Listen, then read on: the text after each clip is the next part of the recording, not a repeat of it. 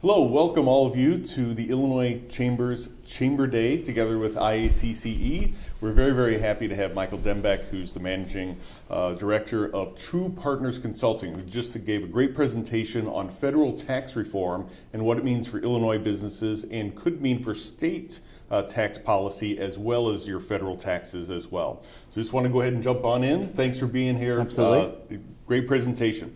So first question we wanted to have is the Illinois Chamber was certainly an advocate for reduction of corporate income tax rates, but really we wanted to make sure, and we put a lot of effort to make sure that small and medium-sized businesses also benefited, because we know they generate the bulk of new job creation in Illinois and America. So there's a 20% kind of a pass-through deduction that's a little complicated. Can you address that so that people kind of have a feel for what that means if you're a LLC, if you're a sole proprietor, or a subchapter S? How does that work for you? Sure, absolutely. So there was a new code that was implemented, it was 199 Cap A. So that focus of that is to provide this deduction, which you're referring to. So this is now a 20% deduction for what's known as QBI, which is Qualified Business Income. So there are some various exceptions to that, of course, anything with the IRS. So QBI is a very complicated term, but this does apply to partnerships, sole proprietors, and S corps. Basically, what this allows you to do is, depending on your income level, it's all based on income levels, like anything with the IRS, that if you have taxable income above a certain point, that the QBI inclusion for the deduction could be limited. So currently that is, I believe, $315,000 for married filing jointly.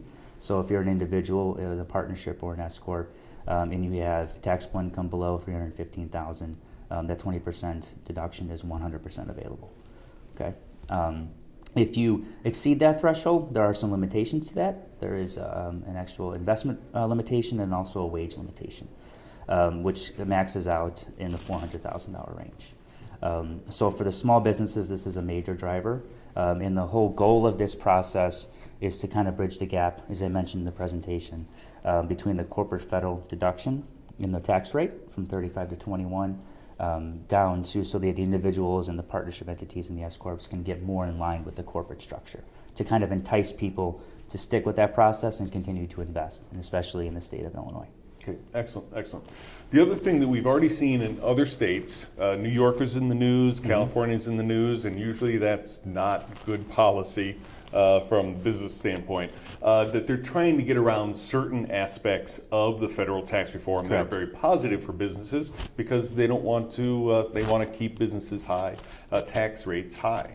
So can you address what you think are the most likely changes that states are going to consider to try and undo some of the benefits of tax reform?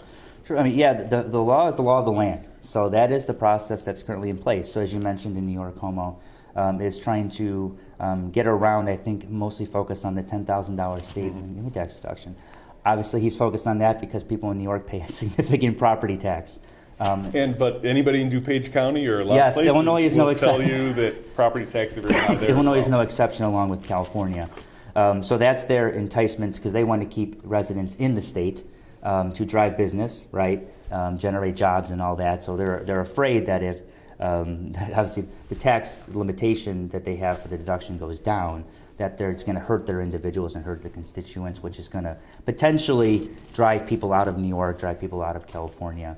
I don't really see that happening, to be honest. I think individuals are in the place that they're going to be, and maybe tax does come into play, but I do understand where New York is going to try and entice their individuals and kind of represent their constituents. But I don't see it being a major factor, so it's going to be very interesting to see where this goes.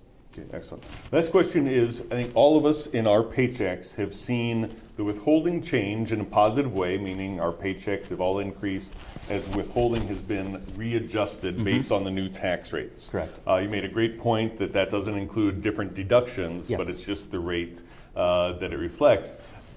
I'm a little concerned as an individual that the IRS may have tried to kind of juice that impact a little bit and really maybe perhaps reduced withholding more than they should have. I don't know that, but I'm suspicious, I guess.